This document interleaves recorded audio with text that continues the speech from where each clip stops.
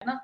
और आप एक तरह से सोच सकते हो कि न्यूज़ वाले तो वो चीज़ दिखा रहे हैं जो हो रही है, जो अन्याय हो रहा है कि पुलिस वाले गार्डन में घुस के इन यंग कपल्स को मार रहे हैं, उनको प्रोसिक्यूट कर रहे हैं। पर मेरे ख़्याल से हमें ये भी याद रखना चाहिए कि उस हिंसा को बार-बार एक साइक्लिकल तौर पे टीवी पे देखते-देखते लोगों को आदत पड़ जाती है उस हिंसा की। तो मेरे ख़्याल से तो वो चीज़ ज़्यादा डरावनी थी।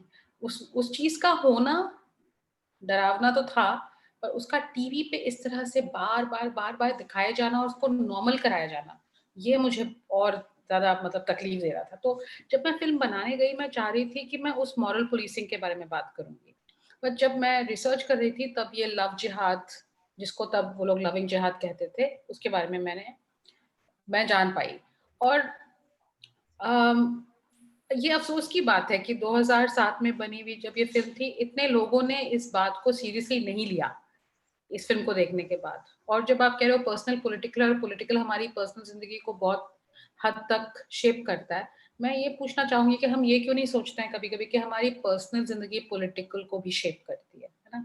जो हम इंडिविजुअल तौर पे चीज़ें करते हैं या जो लोग अपनी पर्सनल ज़िंदगी में करते हैं, वो दुनिया की पॉलिटिक्स को भी तो बदलता है। तो हम अपने आप को हमेशा ऐसा ना समझें कि we are the subjects of politics. Politics is our subject also. So मुझे मुझे मुझे लगता है कि अगर उस वक़्त जिस चीज़ को हम रेलेवेंट समझते थे, उसी के ऊपर उसी के ऊपर नज़र ना रखना, पर जो नई चीज़ें हो रही हैं हमारे आस-पास, उनको भी देख के सोचना कि इस बात का क्या रेलेवेंस है। ना कि एक सिलेबस बनाना कि ये चीज़ें रेलेवेंट हैं इस वक़्त में। पर हर चीज़ को देख के ये सोचना कि इस चीज़ का रेलेवेंस क्या है ना? तो हर एक बात रेलेवेंट होती है और उसका रेलेवेंस अलग-अलग मायने रखता है हमारे लिए। और मुझे लगता है कि उस वक़्त अगर लोग ज़्यादा पर्सनल लाइफ़ पे और पर्सनल चॉइस पे काम करते, तो शायद आज ये लॉ ना होती। पर क्योंकि इन चीज़ों को नज़रअंदाज कर दिया गया, अरे ये तो ऐसे ही कोई अजीब-सी ऑड चीज़ है, समथिंग टू लाफ एट। उस वजह से भी तो हम हैं इस वक़्त पे। तो हम मैं तो हमेशा सोचती हूँ कि जो जो भी हो रहा है, हर एक इंसान जो सोसाइटी का हिस्सा है, उस उस वारदात का भी हिस्सा होता है।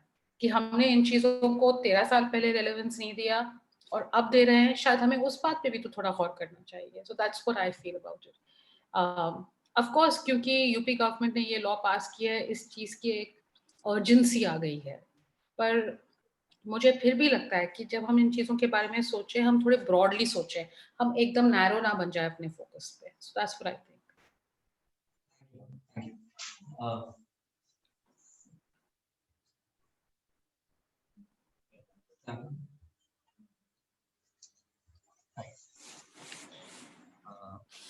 मेरा सवाल था कि ये जो ऑपरेशन मजनू के दौरान ममता गौतम के वकील का भी आपने इंटरव्यू लिया और ममता जी का भी, उस केस के बारे में मैंने उनका इंटरव्यू क्यों नहीं लिया? I didn't here you, sorry. आपकी नहीं, आवाज़ सुनाई नहीं दे रही थी। आपने उनके वकील का लिया जैसे, आपको आप कुछ उसके बारे में और कुछ अपडेट या फिर उस इसका क्या हुआ था या उसका कुछ जजमेंट कुछ आया था, क्या हुआ? नहीं, ममता गौतम के वकील का इंटरव्यू मैंने नहीं किया। मैंने प्रियंका के वकील का इंटरव्यू किया था।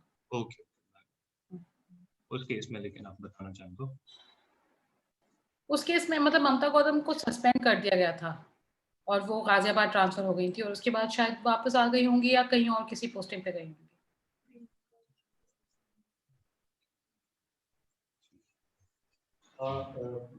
मैं एक कमेंट कर देता हूँ, क्वेश्चन नहीं है। हेलो परोमिता, पहले तो आपको बहुत अच्छी फिल्म आपने बनाई, इसके लिए आपका शुक्रिया डॉक्यूमेंट्री के लिए। और मुझे लगता है जो आपने जो मुद्दे उसमें कुछ उठाए हैं, वो जाहिर बात है वो बिल्कुल रेलेवेंट है, उसका कोई सवाल ही नहीं है, क्योंकि आपने उसमें लव जिहाद अभी जिस बड़े तरीके से आ गया है, वो समय हम उसको नहीं सोच सकते थे। लेकिन हिंदू समाज और हिंदू समाज की संस्कृति में प्रेम की जगह और इस तरह इसको लेकर जो एक पॉपुलर डिस्कोर्स है, उसको आपने काफी अच्छे से उसमें उभारा है। और मुझे एक और चीज बड़ी अच्छी लगी डॉक्यूमेंट्री में कि जो मेन नैरेटर की जो कहानी चल रही है नैरेटर की, वो प्ले आपने जो किया है कि किस तरह की मीनू कैसे चली गई, मतलब वो एक पॉपुलर पल्प कल्चर और उसके बरक्स आपका जो विजुअल नैरेटिव चल रहा है, उस पे वो लगातार काउंटर क्वेश्चन भी कर रहा है। मुझे लगता है ये बहुत अच्छा, मतलब उसके डॉक्यूमेंट्री के आर्ट के हिसाब से काफी अच्छा एक एक्सपेरिमेंट था। और अभी आपने एक जो बात कही राइट टू चॉइस की, वो बड़ा बहुत जरूरी बात है, क्योंकि उस पे सबसे बड़ा हमला हुआ है। और मेरे पास सवाल नहीं है कोई, मैं बस अभी हम लोग एक्चुअली भोपाल में एक कैंपेन चला रहे हैं, इश्क पर जोर नहीं, a campaign for right to choice. तो हम लोग मेन सवाल यही उठा रहे हैं कि हर इंसान को अपनी जिंदगी जीने का हक है अपने तरीके से। तो और उस पे सबसे बड़ा हमला हो रहा है, और जो पूरी मजनू हो उसके पीछे मतलब एक ब्राह्मणिकल स्टेट की ब्राह्मणिकल आइडियोलॉजी जो काम करती है, जो कंट्रोल करना चाहती है लोगों के शरीर को, उनके मन को, उनकी एजेंसी को। तो वो आपने काफी अच्छे से दिखाया है। तो मुझे लगता है ये काफी रेलेवेंट है। ऑफ कोर्स इस समय ऐसी डॉक्यूमेंट्रीज की बहुत ज्यादा जरूरत है, और भी बननी चाहिए।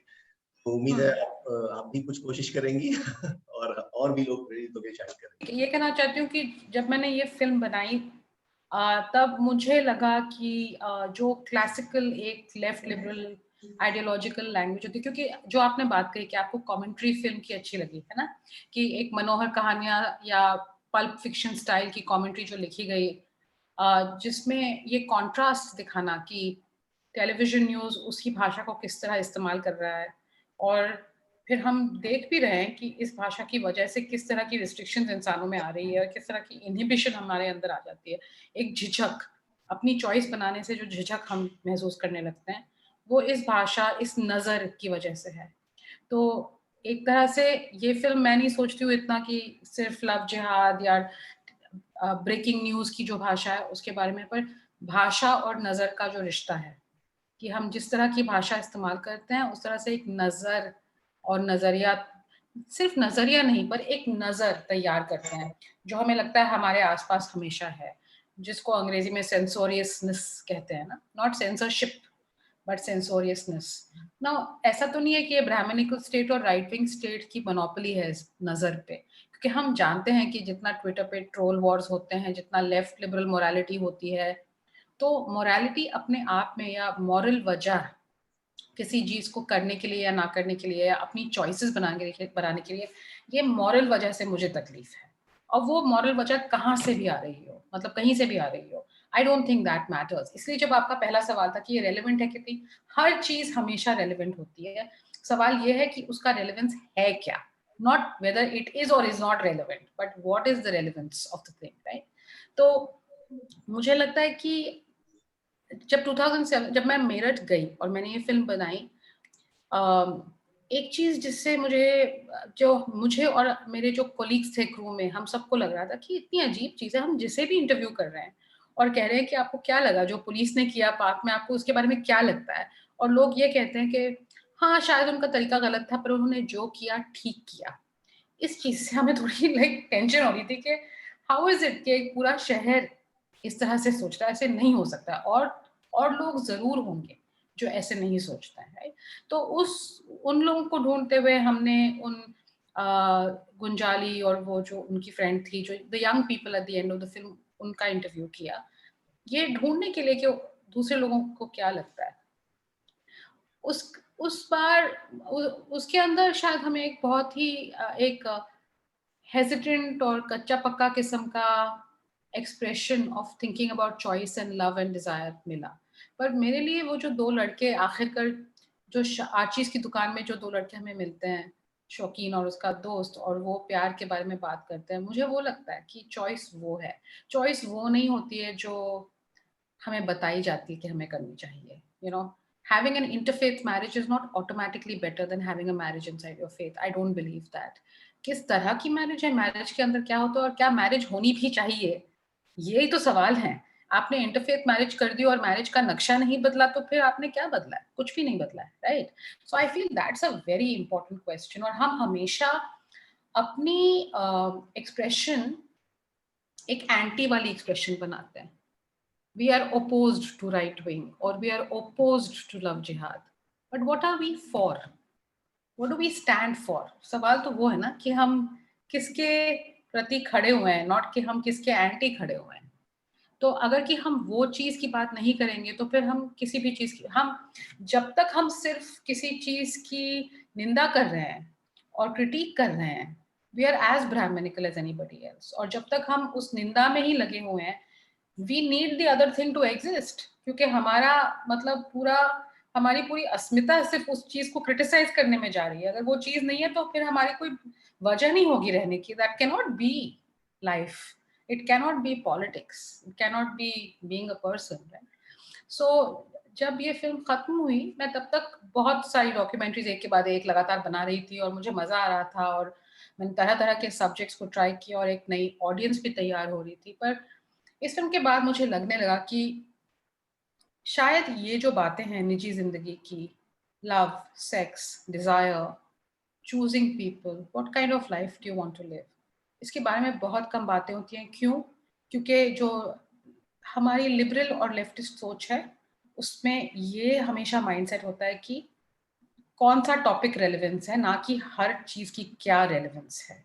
और मैं चाहती हूँ कि मैं कुछ और किस्म का काम करूँ जिसमें पर्सनल जिंदगी की जो पॉलिटिक्स होती हैं, पर्सनल जिंदगी से जो पॉलिटिक्स तैयार होती हैं, उसके बारे में कुछ करूँ।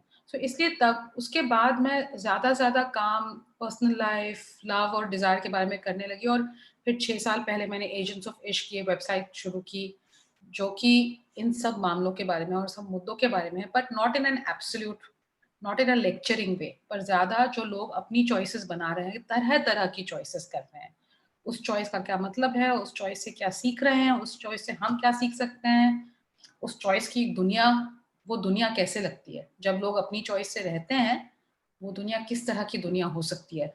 आई डोंट थिंक कि हमें ऑलरेडी पता है। और मुझे लगता है कि अगर कि हम चाहते हैं कि हमें लव जिहाद जैसे आइडियाज काउंटर करें, तो हमें बहुत ही फैले हुए, बहुत विस्तृत तौर पे चॉइस के बारे में सोचना पड़ेगा। और 1 चॉइस एंड 2 चॉइस, ये बाइनरी पे हम नहीं कर सकते हैं कि या तो इंटर रिलीजियस मैरिज या तो same religion marriage. This can't be the only choice before us. Choice has to be, it has to be, freedom is unlimited ना, कि जो चीज हमने सोची भी नहीं है उस चीज की भी चॉइस इंसान को होनी चाहिए।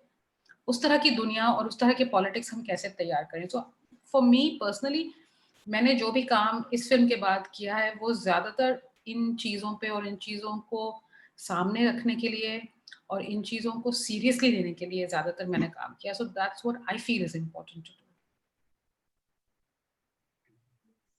जैसे हम पेट्रियार्की की बात करते हैं ना, कि पितृसत्ता की बात करते हैं, तो पितृसत्ता की बात ही करें तो हम अपने आप को फेमिनिस्ट नहीं कह सकते। अगर 80% मेरा टाइम पितृसत्ता की निंदा या पितृसत्ता के बारे में बात करने में चला जाए, तो फिर मैं पितृसत्ता में ही फंसी हुई हूँ। पर अगर कि मैं हमेशा अपना वक्त और अपनी पॉलिटिक्स और अपनी भाषा और एक्सप्रेशन सिर्फ किसी चीज को डिस्कस करने में और डिनाउंस करने में ना डालूं, पर रादर जिस चीज में मुझे विश्वास है और जिस चीज से मुझे लगता है कि दुनिया खूबसूरत बन रही है, उस चीज के बारे में सोचूं और उस खूबसूरती को तलाशूं, तो शायद मुझे लगता है कि it's strengthening that thing in the world. उस चीज को दुनिया में एक नक्शे देने का काम हमारा है, आई फील पॉलिटिकली। तो मुझे लगता है कि ये वक्त भी अभी हमें क्राइसिस जैसे लगता है, पर ये चीजें नई नहीं है, ये चीजें हमेशा से रही हैं। और हमें शायद थोड़ा हिस्ट्री पढ़ के, थोड़ा सोच के इन चीजों के बारे में एक नई भाषा और एक नई जगह बनाने की जरूरत है पॉलिटिकली।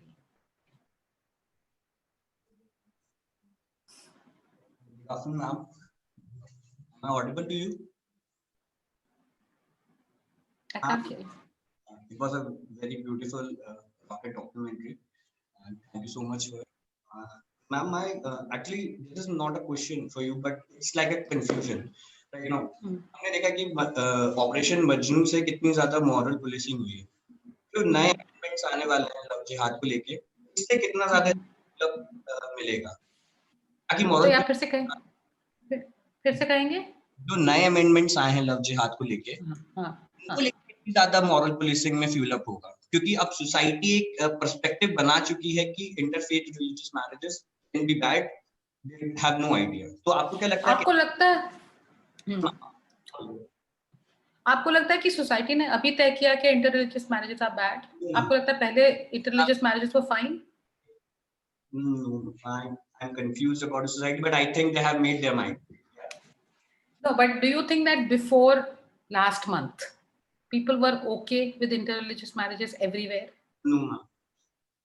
तो मुझे नहीं लगता कि ये लॉ एक अपने आप में, आई मीन ये डरावनी चीज है बिकॉज इट्स फॉर्मलाइज, तो एक तरीका में जाता है कि आप जो चीज आपको लगता है, आपके जो प्रेजुडिसेस है और आपकी जो एक आपके मन में जो डर है जिससे आप हिंसक बन जाते हो, कि कोई भी जो अपनी मर्जी से जिंदगी जीता है और आपको मर्जी से डर लगता है क्योंकि आप चाहते हो कि कंट्रोल से जिंदगी जी जाए, राइट? तो एक सिंपल लेवल पे अगर मैं वो कहूँ बात, तो मुझे तो नहीं लगता है कि इंटररिलिजियस मैरिजेस अच्छी मानी जाती थी इंडिया में कभी भी। There was no law but there was always an attitude and a tradition. तो मैं इसलिए कह रही हूँ कि जो हमें चीजें लगती है कि प्रोग्रेसिव हैं, हम उनको भी थोड़ा परखें, क्योंकि जैसे special marriages act which was created ताकि लोग कहीं भी किसी भी तबके से किसी से भी शादी कर ले, right? Inter religious, inter caste marriages क्या ओके हैं? तो अगर इंटर रिलीजियस मैरिजेस ठीक हो गई और इंटर कास्ट मैरिजेस ठीक नहीं है तो क्या आपको जमेगा? ये मेरा सवाल है ना? So actually the question of choice can't be limited to one idea. तो special marriages act which is that people who want to get married not under Muslim personal law or Hindu personal law, Christian personal law, but आप एक court marriage जिसे कहा जाता है कोलोक्वली, जब अगर आपको कोर्ट मैरिज करनी है या स्पेशल मैरिज एक्ट के तहत आपको शादी करनी है, आपको 30 दिन पहले बताना पड़ता है रजिस्ट्रार को। रजिस्ट्रार फिर एक नोटिस लगाते हैं कोर्ट में कि किसी को अगर तकलीफ है शादी से आने में, ये शादी होने वाली है। तो मैं ये पूछना चाहूंगी कि जब आप हिंदू मैरिज एक्ट या मुस्लिम मैरिज पर्सनल लॉ के अंडर शादी करते हैं तो आपको नोटिस नहीं देनी पड़ती है, क्यों? Because it is considered it's okay. अगर आप उस लॉ के नीचे अंदर शादी कर रहे हैं तो इट मस्ट बी फाइन। पर अगर हालांकि there is a law, special marriages act, under which anybody can marry anybody, फिर भी आपको नोटिफिकेशन देनी पड़ रही है। क्यों देनी पड़ रही है? फॉर पीपल टू चेक कि आपके माँ बाप को ऑब्जेक्शन तो नहीं है, किसी को ऑब्जेक्शन तो नहीं है, right? So you are genuinely okay to get married to somebody of a different religion or caste. तो एक्चुअली जो लॉ हमें लग रही है कि बहुत प्रोग्रेसिव है और इसलिए इंटरफेथ मैरिजेस एक्सेप्टेड है, मुझे तो नहीं लगता है कि इस तरह की लॉ हमें ये दिखाता है कि देयर इज एक्सेप्टेंस। और क्योंकि हमने कभी इस बात पे बात नहीं की आज के पहले, इसलिए हमें अपनी तरफ देखना पड़ेगा कि हमने क्यों नहीं बात की इसके बारे में, हमें क्यों लगा कि सब कुछ ठीक है। सो मतलब अब तो the horse has left the stable, तो हमें लग रहा है कि हाँ कितनी बुरी बात है।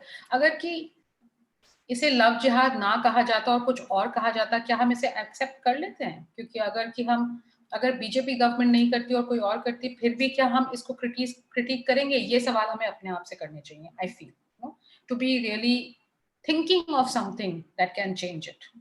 सोल्यूशन तो किसी को कभी पहले से नहीं पता होता, हमें सिर्फ ये पता होता है कि हम किस चीज पे विश्वास करते हैं, और हमें शायद ज्यादा वक्त स्पेंड करना चाहिए ये सोचने के लिए कि हम किस तरह की दुनिया चाहते हैं, रादर देन हम हमेशा ये सोचें कि हमें क्या नहीं चाहिए। हम पॉलिटिकली अगर हम हमेशा ये बोलें कि हमें ये नहीं चाहिए, तो फिर हम इसका सोल्यूशन नहीं ढूंढ सकते हैं। और मुझे लगता है कि एक चीज जो शायद इट्स हेल्पफुल हमारे लिए इस मामले में, वो ये है कि एक तो अगर हम हिस्ट्री पढ़ें इस तरह की सोच की, तो ऐसा नहीं है कि लविंग जिहाद वाली बात जो संदीप पहल मुझसे कहते हैं मेरठ में जब मैं जा रही थी, वो पहली बार ये सोच आई है, ना कि आज इस लॉ की वजह से यूपी में ऑर्डिनेंस जो हुए उसकी वजह से ये सोच पहली बार आई है। पर चारू गुप्ता करके एक हिस्टोरियन है, आप उनका काम जरूर पढ़िएगा क्योंकि आप इस विषय में इंटरेस्ट रखते हैं, जिन्होंने 19th century, early 20th century, early 20वीं सदी में जो मैगजीन्स, किताबें, जो उपन्यास, जासूसी उपन्यास, इस तरह की चीजें जब पहले प्रिंट मीडिया में आने लगी, और उसके अंदर बहुत सारी कहानियां थी जो सेम सेक्स लव और भाभी देवर रिश्ते और ये इंटरकास्ट मैरिजेस, इंटरफेथ मैरिजेस, इनकी प्रेम कहानियां और इनकी कहानियां लिखी जाती थी। और जिस तरह से मनोहर कहानियां में इन चीजों की चर्चा की जाती है, पर ये कह के ये बात गलत है, पर कभी कभी आप उस चीज की चर्चा करना चाहते हैं इसलिए आप कहते हैं कि ये गलत है मगर ऐसे हुआ था। सो राइट, दोनों चीजें हो रही हैं कि एक तो उस चीज की चर्चा हो रही है और दूसरा आप अपने आप को सेफ रख रहे हैं by being moralistic about it. और उस वक्त भी हुआ था, कि बहुत सारे elite upper caste Hindu organisations ने ऑब्जेक्ट किया था इन चीज़ों पे, उनकी सेंसरशिप करनी चाहिए थी। बट जो किताबों में हिंदू लड़का मुसलमान लड़की से शादी कर लेता है, उन किताबों की बहुत मतलब उन्होंने प्रशंसा की थी। So actually what is showing us is कि जो सोसाइटी में हो रहा है, एक नए मीडिया के थ्रू उस बात को फैलाया जाता है, फिर एक मॉरल पैनिक आता है जो एलिट्स में है और वो इसको कंट्रोल करने की कोशिश करते हैं। तो ये एक प्रक्रिया कंटिन्यूअस रहती है सोसाइटी में। और इसकी हिस्ट्री पढ़ने से हमें ये फायदा होता है कि हम उस प्रक्रिया को पहचानना शुरू करते हैं जब वो हो रही है। और अगर हम उसकी पहचान बढ़ाएं तो हम जो काम कर रहे हैं बाद में नहीं करेंगे, पहले करेंगे, उसके होने के पहले। That's what I think.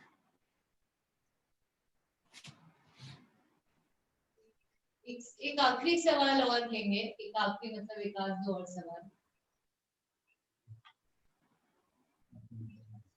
Hello Paramita. हाय।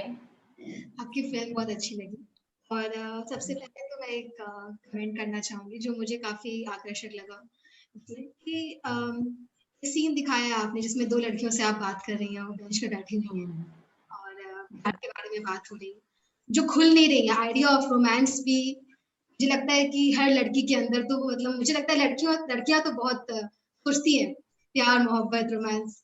तो उन लोगों के पास जवाब नहीं था कि वो डर रही थी कि ये कहीं टीवी पे ना आ जाए या कोई सुन ना ले या क्या बोले, लेकिन लड़के बोल रहे थे। मुझे लगता है कि पता नहीं आपने इस चीज पे फोकस किया है कि नहीं, मतलब आपने इंटेंशनली किया या नहीं, लेकिन आपने जिस तरह से दिखाया है तो मुझे तो ऐसा ही लगा। दो लड़कियां जो है वो नहीं खुल के बोल रही हैं, पर आखिरी में जो दो लड़के हैं तो मुझे एक ये भी मिला आइडिया कि लड़कियों को हमेशा बताया जाता है कि उनके लिए क्या सही है क्या गलत है, हम तुम्हें बताएंगे, लड़कियां बहल जाएंगी। और ये एक है जो मुझे काफी अच्छा लगा, आपने जिस तरह से भी इस पे फोकस किया दैट वाज अमेजिंग। एक सवाल ये था कि आपके मतलब एज अ वुमेन, मतलब ऑब्वियसली आपने काफी रिसर्च किया होगा इस पे, जब आपने बनाने की कोशिश की होगी तो काफी रिसर्चेस किए होंगे। और होता है ऐसा कि जब हम रिसर्च करते हैं किसी चीज के मुद्दे पे, हम लोग गहराई में जाते हैं तो बहुत सारे द्वंद आते हैं, मतलब बायस्ड थॉट्स होते हैं, कुछ अनबायस्ड थॉट्स होते हैं, बहुत सारे कुछ इंसिडेंट्स आते हैं जिनसे आप खुद के कॉन्फ्लिक्ट से भी डील कर रहे होते हो।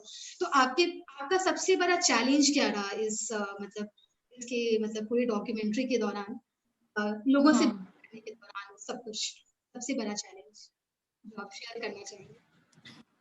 Actually to be honest, film बनाने के दौरान मुझे कोई इतना challenge I can't tell you, because मुझे लगा नहीं ऐसे और मुझे लगता भी नहीं, और मैं इस तरह की सोच में इतनी लगी हुई भी नहीं हूँ कि एक जंग है जो मैं लड़ रही हूँ। मैं ऐसे नहीं देखती हूँ। मुझे लगता है कि मैं दुनिया का हिस्सा हूँ और एक आर्टिस्ट हूँ, और मैं भी अपना कह रही हूँ जो मुझे कहनी है, बात रख रही हूँ दुनिया के सामने, यू नो। पर आपकी जो पहली कमेंट थी कि लड़कियां कह नहीं रही हैं, मुझे लगता है कि ये बात तो सच है कि लव जिहाद या कुछ और भी, जो भी और ऐसी चीजें होती हैं, जेंडर उसका एक बहुत बड़ा हिस्सा होता है। क्योंकि अगर मुसलमान लड़का हिंदू लड़की से शादी कर रहा है और इश्क कर रहा है, उसमें बहुत तकलीफ हो रही है लोगों को, और वो चाहते हैं कि लड़कियां कंट्रोल में रहें। क्योंकि मुझे एक्चुअली जो लड़कियां अपना नहीं कहती हैं कि उनका आइडिया ऑफ रोमांस क्या है, मुझे लगता है कि बहुत अच्छी बात है, उनको नहीं कहना चाहिए। उनको टीवी पे कहना नहीं चाहिए कि उनको रोमांस के बारे में सोच रही हैं, क्योंकि कोई फिल्म मेकर दिल्ली से बम्बई से आके उनको पूछ रही है, क्यों कहें? Why should they make themselves unsafe, you know? So actually उन्होंने कहा, ऐसा नहीं है कि उन्होंने नहीं कहा। इंटरव्यू के दौरान मैंने उनको बहुत पुश किया तो उन्होंने कहा, तो मुझे नहीं लगा कि वो जरूरी था। उनकी हिचक और एक दे वर ब्लशिंग ना, उनकी एक लाली उनके चेहरे पे आ रही थी, मतलब वो सोच रहे हैं कि उनका आइडिया ऑफ रोमांस क्या है, और सोच के वो थोड़ा सा हल्का सा मुस्कुरा भी रहे हैं, और वो नहीं कह रहे हैं, और उनका नहीं कहना ज्यादा जरूरी है हमें समझने के लिए। पर दूसरी चीज है, वो अपने घर के पास बैठे हुए हैं, उनके घर के अंदर एक पार्क बनाया गया है, उनकी कॉलोनी के अंदर एक छोटा सा पार्क बनाया गया है, जिस दायरे के अंदर वो अपने आप को फ्री महसूस कर सकती हैं, राइट? तो फ्रीडम क्या है, ये सवाल आ जाता है ना हमारे सामने कि अगर स्पेशली जहाँ जेंडर का सवाल है, या औरत होके आप हमेशा एक दायरे के अंदर फ्री हो सकते हैं, मतलब खुली छूट कभी नहीं हो सकती है। और जो लड़के हैं जिनका मैंने इंटरव्यू किया, वो आर्चीज की दुकान में, वो कहाँ पे, वो माल रोड पे है मेरठ में, और अपने घर के आसपास नहीं है। अगर वो अपने घर के आसपास होते, पता नहीं लड़के भी कहते कि नहीं, उनको क्या लग रहा है, उनकी गर्लफ्रेंड है नहीं, क्या पता नहीं कहते कि नहीं, राइट। सो आई थिंक कि जब हम इंटरसेक्शनैलिटी की बात करते हैं कि जेंडर इसका बहुत बड़ा हिस्सा है, पर क्लास और कास्ट और रिलीजन, इन सब चीजों का भी एक मतलब है, वो कहाँ पर है जब ये बात कह रहे हैं और कहाँ पर नहीं है, किससे कह रहे हैं किस पे नहीं है। तो आई थिंक मुझे इससे ये समझ में आता है कि हम किसी को भी एक ही नजर से कभी ना देखें। हर एक हम क्या, हम अपने आप को तो एक कॉम्प्लेक्सिटी के साथ देखते हैं, राइट। हम अपने आप को सोचते हैं कि हाँ, हमारे में कॉन्ट्रडिक्शंस हैं, अलग अलग किस्म की इच्छाएं हैं, अलग अलग किस्म के पहलू हैं हमें, वो तो हर इंसान के होते हैं। So actually I see it कि या gender is a very big thing, कि लड़की के साथ कभी भी कोई गलती नहीं होनी चाहिए। और सबसे कॉमन चीज जो मैंने देखा है इतने सालों से काम करते हुए, और खास करके क्योंकि मैं लव रोमांस और डिजायर पे बहुत काम करती हूँ, कि इंडिया में एक परवेजिव आइडिया है कि सच्चा प्यार सिर्फ एक ही बार होता है। किसी को भी इंटरव्यू करो आप, नहीं मैम सच्चा प्यार तो एक ही बार होता है ma'am, and I am like, और मैं उनको तरह तरह के सवाल पूछती हूँ कि समझो आपका प्यार हो गया किसी से, और फिर वो गुजर गए, और फिर 5 साल बाद आपको फिर से किसी से प्यार हो गया और आपने उनसे शादी भी कर ली और बहुत अच्छा प्यार आपका चला, तो क्या आपका प्यार झूठा है दूसरी बार? What are you saying exactly? So ये जो माइंडसेट होता है ना कि सच्चा प्यार एक ही बार होता है, उसके अंदर क्या कहानी है कि आप गलती नहीं कर सकते, और अगर कि आपको कुछ फ्रीडम मिल रही है तो आपको अपॉर्चुनिटी नहीं है कि आप गलती कर सकते हो। पर इंसान होना मतलब गलती करना, गलती से सीखना, मन बदलना। It should be okay to make a choice, but more than that, it should be okay to change your mind. जहां तक पब्लिक डिस्कोर्स की बात है, तो हमें बिल्कुल प्रॉब्लम नहीं है आज इस इलेक्शन में हमें इनको वोट दिया, पर अगले इलेक्शन में हम किसी और पार्टी को वोट दे सकते हैं। तो you are allowed to change your mind over there. Why aren't you allowed to change your mind in your private life? हाँ, मुझे अभी लगता है कि मुझे अभी ये करना है, और मुझे अभी इस इंसान से बहुत प्यार है, और 5 साल बाद शायद हो सकता है मुझे ना लगे कि ये चीज़ मैंने जो की मेरे लिए सही थी। बहुत मुश्किल हो जाता है उस चीज़ को पीछे छोड़ना। So the idea of control is very strong for women, but I think it's good to remember that it's also there for men. But of course it's much stronger for women, there's no confusion about that, कि लड़की हो के आपकी हर एक freedom इतनी गिन गिन के मिलती है आपको, और हर फ्रीडम के बदले में आपको इतना कुछ देना पड़ता है। और लड़के जो हैं नहीं सोचते हैं इस बारे में, वो अपनी फ्रीडम और प्रिविलेज के बारे में सोचते नहीं हैं, और वो चाहते हैं उनका प्रिविलेज बढ़ता जाए, और अगर लड़कियों की जिंदगी बदले तो लड़कों की जिंदगी बिल्कुल वैसी ही रहे जैसे पहले थी, और वो नहीं हो सकता है। मतलब चेंज तो साथ साथ ही होता है, हम सबको बदलना पड़ेगा अगर कुछ बदलना है दुनिया में। तो आई थिंक कि ये चीज, इसकी बात इतनी होती नहीं है, and I feel these are the really interesting things, कि आपसी रिश्तों के अंदर क्या होता है, रिश्तों के बाहर क्या होता है उससे क्या पता चला। आपकी शादी इंटरफेथ है, मगर आप अंदर कुछ भी चुतियाबा तो कर ही सकते हो ना। Just because it's an interfaith marriage, does that mean that it will have positive gender equation? Not at all. मैं आपको हजारों एग्जांपल्स दिखा सकती हूँ। तो लव जिहाद का ऑपोजिट, हैप्पी इंटरफेथ मैरिज। आप जरा इस फेरी स्टोरी पे थोड़ा गौर करें तो अच्छी बात होगी। और यू नो व्हाई? क्योंकि अगर हम ऐसा नहीं करेंगे ना, अगर हम थोड़े कॉम्प्लेक्स तौर पे रिश्तों के बारे में और चॉइस के बारे में नहीं सोचेंगे, और फेमिनिस्ट तरह से नहीं सोचेंगे, और एंटी कास्ट तरह से नहीं सोचेंगे, तो जो मुद्दों का दायरा है वो हमेशा राइट विंग ही सेट करेगा। राइट विंग सेट बोलेगा लव जिहाद, हम बोलेंगे एंटी लव जिहाद। राइट विंग बोलेगा समथिंग, हम बोलेंगे एंटी। तो हम केवल एंटी में ही फंसे रहेंगे, और हम कभी और बातें और एक प्रोग्रेस और पॉलिटिक्स के बारे में बात नहीं कर पाएंगे। तो फिलहाल लव जिहाद को अगर काउंटर करना है, ये अगर सवाल है हमारे सामने, पॉलिटिकल सवाल कि लव जिहाद काउंटर कैसे करें, शायद उसको किसी तिरछी तरह से काउंटर करना होगा, मुझे ऐसे लगता है। मैम क्या होगी वो तिरछी तरीका, कुछ आपकी तरफ से कोई? मुझे लगता है कि चॉइस, एक्चुअली वही मैं बात करूँ कि एजेंट्स ऑफ इश्क का 5 साल हो गए हमें करते हुए, कि चॉइस की दुनिया लगती कैसे है, हम उसकी बात करें जरा। हम हमेशा एंटी चॉइस वालों की बात ना करें, थोड़ा चॉइस वालों के बारे में बात करें। हम लव स्टोरीज ज़्यादा बनाएं, हम पर्सनल लाइफ को ज़्यादा पॉलिटिकल इम्पोर्टेंस दें, पर्सनल लाइफ को पॉलिटिकल आइडियोलॉजी का टट्टू ना बनाएं, पर पर्सनल लाइफ को एक पॉलिटिकल जगह समझें, है ना। सो दैट्स व्हाई व्हेन अगर हम मैरिज की बात करें तो क्या मैरिज जरूरी है भी, ये सवाल भी पूछें अलोंग साइड सेइंग कि वी आर अगेंस्ट लव जिहाद law. Thank you. Thank you for raising this. तो परोमिता, ये मेरा इस फिल्म के दौरान में ऑब्जर्वेशन रहा फिल्म से, जो मेरे लिए चीजें काम करी, कि एक जो सोसाइटी का डुअलिज्म है, जो एक बहुत ही बड़ा दोगलापन होता है, उसको आपने सिंबल्स के जरिए बहुत अच्छे से कैप्चर किया है। वो चाहे ब्यूटी पार्लर का नाम यौवन हो, वो चाहे पल्प फिक्शन हो, वो चाहे मीडिया में स्पाइसी न्यूज हो, और वो चाहे बॉलीवुड हमारा जिस तरीके से काम करता है। तो इस पे मैं चाहूंगी कि आप थोड़ा सा बात करें। और दूसरी चीज ये कि ये सिंबल्स जिनको आपने दिखाया है, ये कहीं ना कहीं 2007 में बहुत ज्यादा, मतलब 2007 अगर इसको कॉन्टेक्चुअलाइज करें, तो अभी क्या आप इन सिंबल्स में कुछ बदलाव देखती हैं 2020 में? अब तो हम इन सिंबल्स को क्वेश्चन भी नहीं करते हैं ना, क्योंकि एक तरह से कैपिटलिज्म का इससे बहुत गहरा रिश्ता है कि विजुअलिटी और presenting yourself as a symbol all the time बहुत बढ़ गया है ना। We are all becoming symbolic. तो हर एक चाहता है कि मैं इन्फ्लुएंसर बन जाऊं और इंस्टा पे मेरा ब्रांड हो। ये बातें हम अब क्वेश्चन नहीं करते हैं, और क्योंकि हम उस तरह की भाषा बोल रहे हैं, तो जो जिस चीज को आप डुअलिज्म कहते हो और जिस चीज को मैं बाइनरी कहती हूँ, कि हमारे पास दो ही चॉइसेस हैं।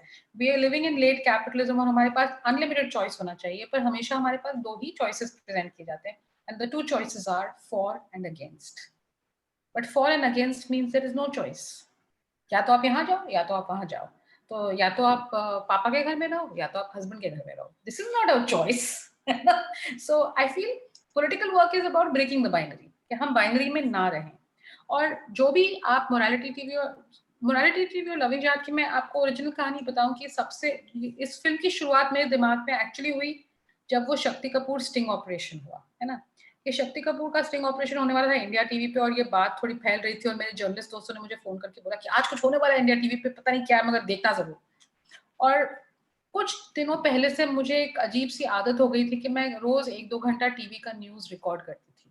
मुझे पता नहीं था कि मैं क्यों कर रही हूँ, पर मुझे लगता था कि यहाँ पे कुछ हो रहा है और मैं एग्जैक्टली पिन पॉइंट नहीं कर पा रही हूँ कि क्या है, but it's very interesting to me. तो मैं यूं ही रिकॉर्ड कर दिया करती थी, क्योंकि तब इंटरनेट पे न्यूज नहीं आता था, you had to record it from the TV. और फिर शक्ति कपूर स्टिंग ऑपरेशन मैंने पूरा का पूरा रिकॉर्ड किया। उस वक्त मैं एक और फिल्म बना रही थी Q2P, जो टॉयलेट्स के बारे में है। और जब मैंने शक्ति कपूर स्टिंग ऑपरेशन देखा, मुझे लगा कि वाओ, ये कहानी कंप्लीटली फिक्शनल है। They have found a character Shakti Kapoor जो फिल्मों में विलेन का रोल प्ले करता है, और उसी को परस्यू किया। और वो शक्ति कपूर स्टिंग ऑपरेशन में उस लड़की ने 6 महीने शक्ति कपूर को परस्यू किया और फिर इन हिडन कैमरा से शूट किया। और जब आप वो स्टिंग ऑपरेशन देखते हो, आपको नजर आ रहा है कि वो लड़की कह रही मैं सर मैं कुछ भी करूंगी। और फाइनली जब शक्ति कपूर कहता है कि okay we can sleep together, और फिर वो नहीं कर रही है, और फिर वो बोला कि देखो अगर तुम्हें नहीं करना तो ठीक है, मगर मैं फिर जाता हूँ। मुझे कोई बात शक्ति कपूर की इसमें गलत नहीं लग रही थी। सो what was Shakti Kapoor supposed to be doing wrong? तो सेक्स का इस्तेमाल इस तरह से करना कि आप एक मॉरल मतलब कहर मचा दें, और फिर हमें लगे कि शक्ति कपूर विलन है।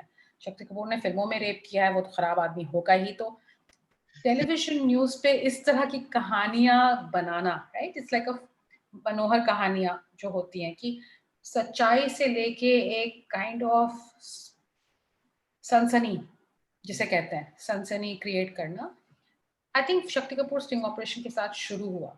पर शक्ति कपूर के स्टिंग ऑपरेशन के पहले कौन सा स्टिंग ऑपरेशन हुआ था? तहलका का स्टिंग ऑपरेशन, राइट। और अगर कि आपको लगता है कि स्टिंग ऑपरेशन जायज है as a way of doing things, तो फिर वो जिंदगी के हर हिस्से में जायज है।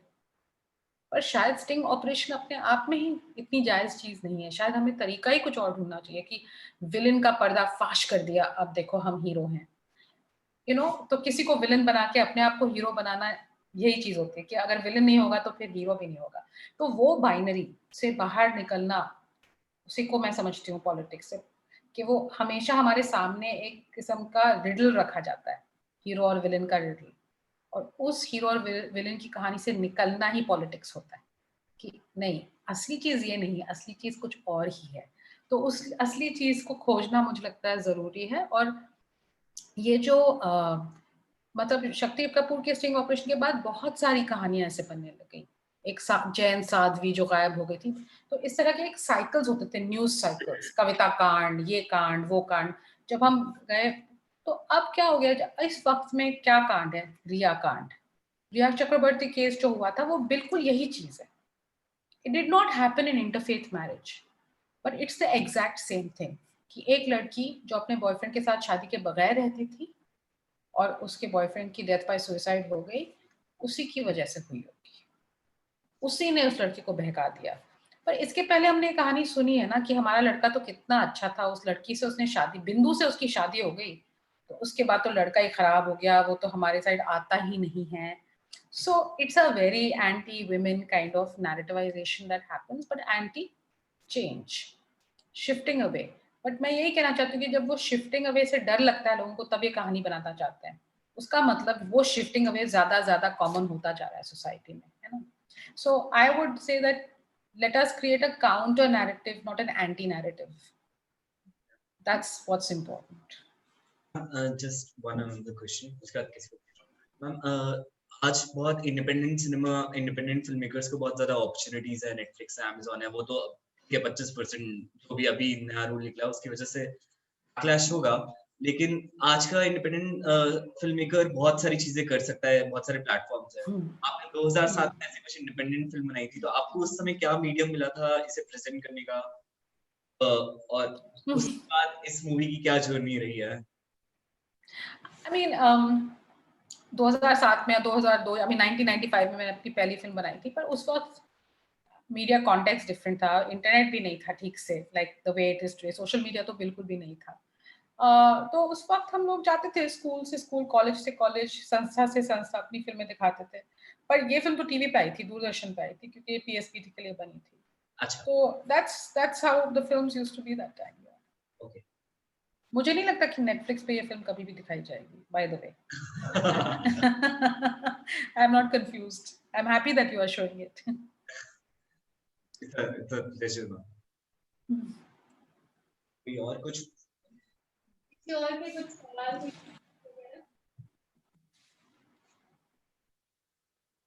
So that's it, Paramita. Thank you so much हम लोगों के साथ जुड़ने के लिए, और सारे अपने एक्सपीरियंसेस और जो भी आपका पूरा अभी तक का इस फिल्म को लेके सारी चीजें थी उसके बारे में बात करने के लिए।